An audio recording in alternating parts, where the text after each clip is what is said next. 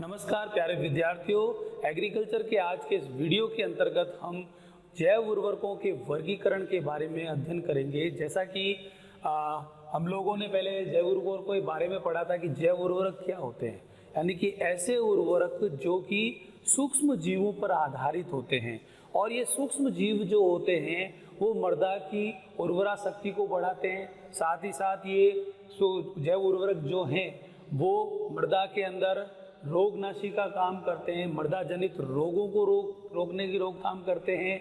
और जितने भी कीट हैं या कीटनाशी जो है दवा, उनका छिड़काव करने की बजाय हम जैव उर्वरकों का जब इस्तेमाल करते हैं तो वहाँ पर ये जैव उर्वरक जो हैं इस प्रकार के एंटीबायोटिक्स, हार्मोन्स और का स्त्रावण करते हैं। और जो खाद हम इस्तेमाल करते हैं उस खाद के अंदर जो है वो पोषक पदार्थ की मात्रा जो है वो अधिक मात्रा में पाई जाती है।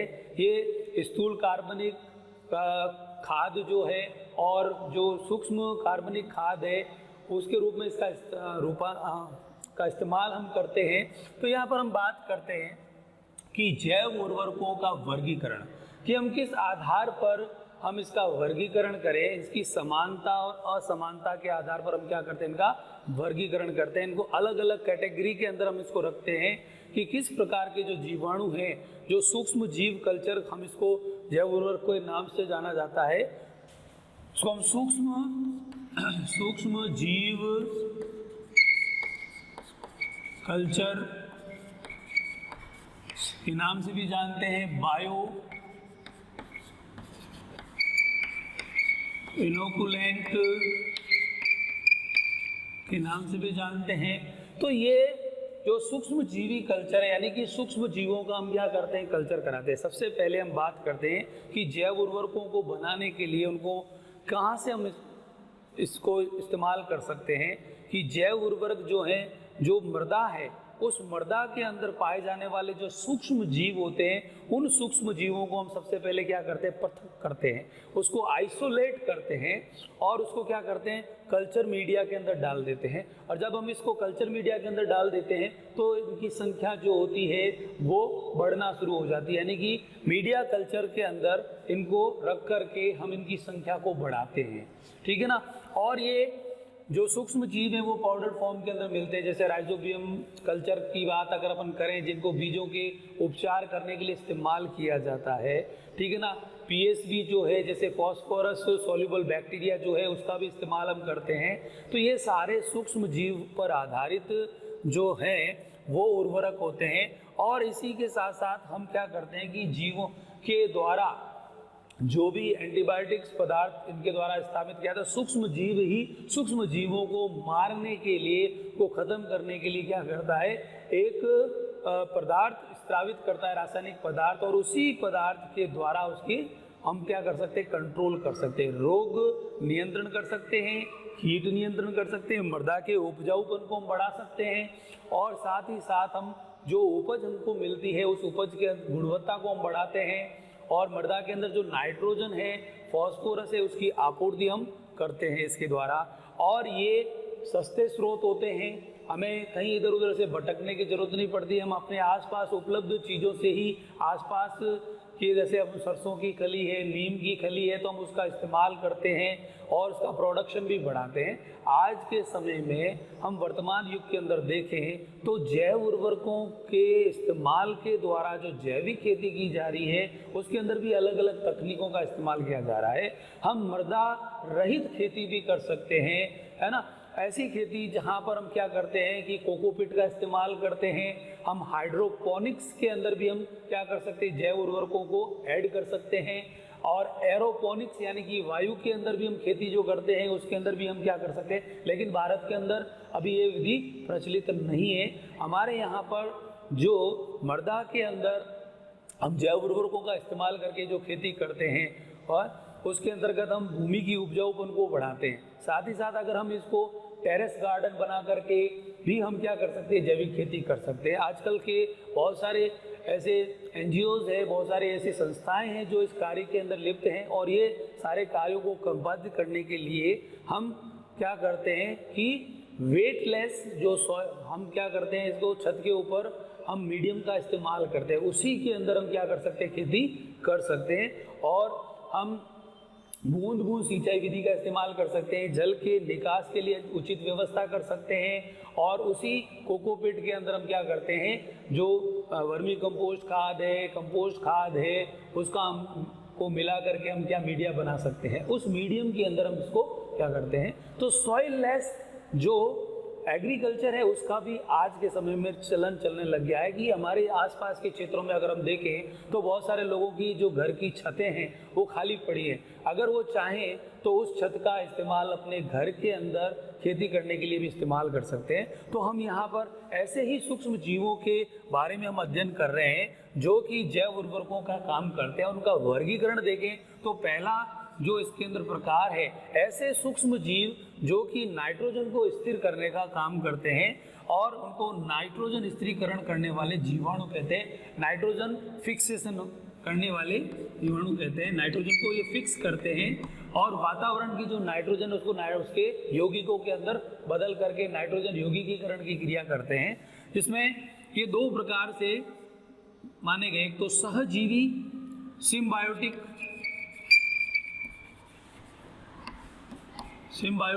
बैक्टीरिया और दूसरा है जो है मुक्त जीवी यानी फ्री लिविंग बैक्टीरिया। दोनों बैक्टीरियाज को अपन देखें तो यहाँ पर ये मुक्त जीवी और ये सहजीवी। तो सहजीवी का मतलब जैसा कि नाम से पता चलता है कि एक ऐसा सूक्ष्म जीव जो सहजीवन को कोशिश करता है। जैसे लाइकेन की अगर अपन बात करें तो कवक और शैवाल दोनों मिलकर के क्या करते हैं, सहजीवी संबंध दर्शाते हैं, है ना। शैवाल जो है वो प्रकाश संश्लेषण की प्रक्रिया में भाग लेता है, जबकि कवक जो है वो प्रकाश संश्लेषण की क्रिया में भाग नहीं ले सकता है। तो वो केवल जमीन से क्या करता है, मिनरल्स को और पोषक तत्वों को एब्जॉर्ब करने का काम करता है। कवक के अंदर जो माइकोराइजा होते हैं उनके द्वारा जो मूल आवासीय मूल जो होते हैं इसके अंदर, उनके द्वारा वो क्या करता है, राइजोइड्स जो पाए जाते हैं जैसे आवासीय मूल कहते हैं, उनके द्वारा वो क्या करते हैं कि मिनरल्स को एब्जॉर्ब करते हैं और प्रकाश संश्लेषण की जो क्रिया है वो शैवाल के द्वारा पूरी हो जाती है। इस तरह से दोनों एक साथ क्या करते हैं, एक दूसरे को बेनिफिट देते हुए चलते हैं। दोनों को फायदा होता है, दोनों को नुकसान नहीं होता है और एक दूसरे को फायदा पहुंचाते हैं। इस प्रकार के जो जीवाणु होते हैं उन्हें सहजीवी कहते हैं और इस प्रकार का जो जीवन है उसको सहजीवी जीवन कहते हैं, संबंध कहते हैं। और इसके अंतर्गत हम बात करें तो यहाँ पर दलहनी फसलों के साथ सहजीवी जीवाणु पाए जाते हैं। ये सहजीवी जीवाणु जो है वो लेग्यूमिनेसी कुल के या मटर कुल के जो पौधे होते हैं, लेग्यूम जो पौधे हैं, उन पौधों के अंदर क्या होते हैं, उनके पौधों की जो जड़ें होती हैं, उन जड़ों में क्या होती है, गांठें होती हैं। उन गांठों के अंदर क्या होते हैं, जो है राइजोबियम नामक जो जीवाणु है वो पाया जाता है। तो राइजोबियम जो बैक्टीरिया है, ये राइजोबियम बैक्टीरिया पाया जाता है उसके अंदर। राइजोबियम बैक्टीरिया ये वातावरण की नाइट्रोजन को क्या करता है, स्थिर करने का काम करता है। नाइट्रोजन की गैस को नाइट्रोजन के यौगिकों में बदलने का काम करते हैं। और यहाँ पर हम दूसरी बात करते हैं कि जो बैक्टीरिया ऐसे भी होते हैं जो कि दलहनी फसलों के अलावा पौधों के साथ सहजीवी संबंध, यानी कि जरूरी नहीं है कि केवल दलहनी फसल ही हो, यानी कि रूट नोड्यूल्स वाली ही फसल हो, यानी कि मटर कुल की या जो दलहनी फसल है जिनमें दालें फलियां जो लगती हैं उनके अंदर हम दूसरा जो प्रकार इसका अपन देखें, ये भी सहजीवी जीवाणु है जो दलहनी फसलों के अलावा पौधों के साथ सहजीवी जीवन बनाता है। जैसे एजोस्पाइरिलम एसिटोबैक्टर और जो तीसरा जो इसका प्रकार है सहजीवी जीवाणु का, जो एजोला यानी कि एक छोटा सा सबसे छोटा जो टेरिडोफाइट है ना, द स्मॉलेस्ट टेरिडोफाइट के नाम से भी इसको जाना जाता है। और ये धान के खेतों में इसकी खेती की जाती है, इसको साथ में लगाया जाता है ताकि ये क्या कर सके, नाइट्रोजन को फिक्स कर सके। और राइजोला फर्न के साथ में भी ये क्या होता है, सहजीवी जीवाणु के रूप में जो पाया जाता है उसको कहते हैं एनाबीना। दो प्रकार के, एनाबीना साइकेडी और एनाबीना एजोली। तो ये जो प्रजातियां हैं ये नाइट्रोजन को स्थिर करने का काम करती है, और ऐसे जो जीवाणु हैं जो इस नाइट्रोजन को स्थिर करने के अंदर अपना योगदान देते हैं, उन जीवाणुओं को हम नाइट्रोजन स्थिरकारी जीवाणु कहते हैं। और दूसरा जो इसका प्रकार देखें तो वो है मुक्त जीवी, यानी फ्री लिविंग, यानी कि ये किसी के साथ सहजीवन नहीं बिताते, ये अलग रहते हैं, सेपरेट रहते हैं, और ये क्या होते हैं कि उस पौधे के साथ में जुड़ कर के काम करते हैं, ठीक है ना। एक असेंबली होती है जिसके अंतर्गत जड़ की जो जड़ें जो हैं उनके अंदर जो गांठें हैं, उन गांठों के साथ में ये रहते हैं। जबकि हम मुक्त जीवी की बात करें तो ऐसे जीवाणु जो फ्री लिविंग होते हैं, सेपरेट क्या करते हैं, अपना जीवन यापन करते हैं, और परपोषित होते हैं यानी हेटेरोट्रॉफिक होते हैं। ये अपना जो भोजन है वो क्या नहीं कर सकते हैं, अपने आप नहीं बना सकते हैं, ये किसी और के साथ में जुड़ कर के क्या करते हैं, वहाँ से पोषण प्राप्त करते हैं। प्रकाश संश्लेषी जीवाणु भी होते हैं, परपोषित और प्रकाश संश्लेषी, यानी कि जो फोटोसिंथेटिक बैक्टीरिया है वो होते हैं, जैसे एजोटोबैक्टर और क्लोस्ट्रीडियम क्लेब्सिएला। एजोटोबैक्टर, क्लोस्ट्रीडियम और क्लेब्सिएला, ये जीवाणु जो है परपोषित और प्रकाश संश्लेषी प्रकार के जीवाणु होते हैं, जो कि मुक्त जीवी के अंतर्गत इनको रखा गया है। और जो इसका दूसरा प्रकार है जिसको हम प्रकाश संश्लेषी जीवाणु के नाम से जानते हैं, जो है BGA, यानी कि ब्लू ग्रीन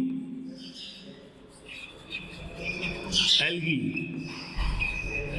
तो ब्लू ग्रीन एल्गी या BGA, तो ये प्रकाश संश्लेषी बैक्टीरिया है जो कि प्रकाश संश्लेषण के द्वारा क्या करते हैं, अपने आप को पोषण प्राप्त करते हैं। और इस प्रकार के जो उर्वरक हैं जिनका हम इस्तेमाल हम खेतों के अंदर करते हैं, तो खेती बाड़ी के अंदर हम जैव उर्वरकों का जो इस्तेमाल करते हैं उसके अंतर्गत इनको रखा गया है। अब इसका जो दूसरा प्रकार है जिसकी हम बात करते हैं, तो यहाँ पर हम जो जैव उर्वरकों का वर्गीकरण के अंतर्गत हम जो दूसरा जो प्रकार हम दूसरी जो श्रेणी है उसको हम देखते हैं, तो वो है फॉस्फोरस रूपांतरण जीवाणु।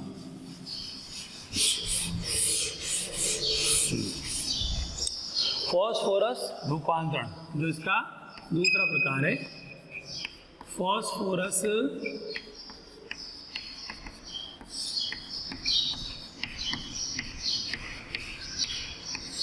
रूपांतरण, यानी कि जो फॉस्फोरस है जो मृदा के अंदर क्या होता है कि आसानी से उसका उद्ग्रहण नहीं हो सकता है, तो कुछ जीवाणु ऐसे होते हैं जो कि मृदा के अंदर फॉस्फोरस को क्या करते हैं, उद्ग्रहण हेतु क्या करते हैं, उनको तैयार करते हैं, उनको उद्ग्रहण के लिए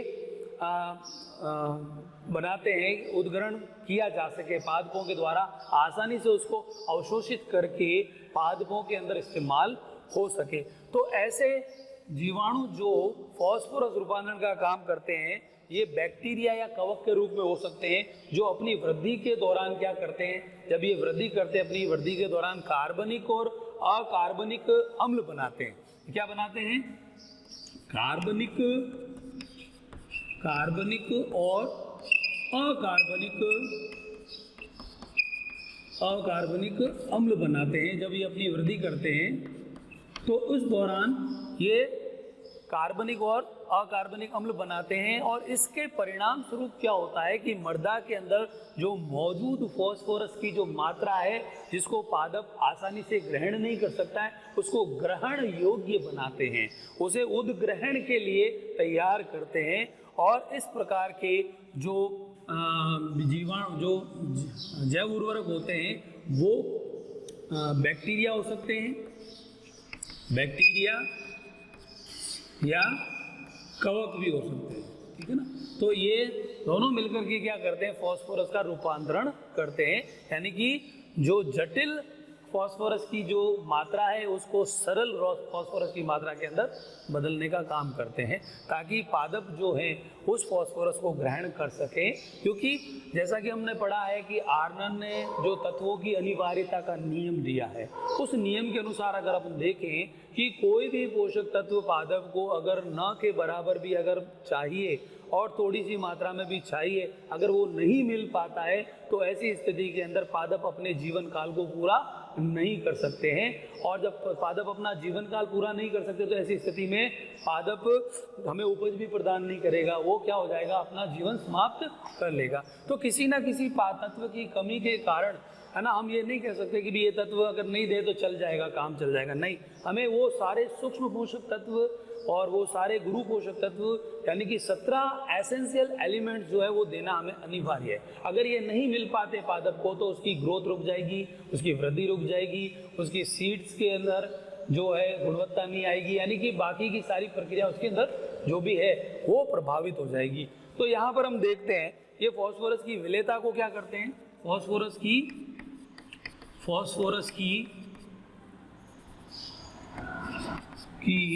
विलेयता को, फॉस्फोरस की विलेयता को क्या करते हैं, ये बढ़ाते हैं, ठीक है ना।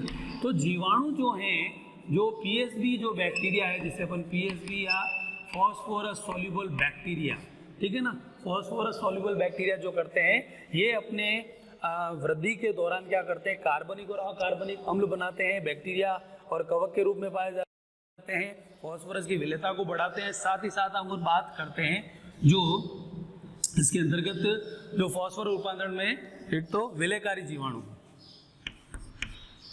फॉस्फोरस विलेयकारी जीवाणु के अंतर्गत इसको रखा गया है, फॉस्फोरस विलेयकारी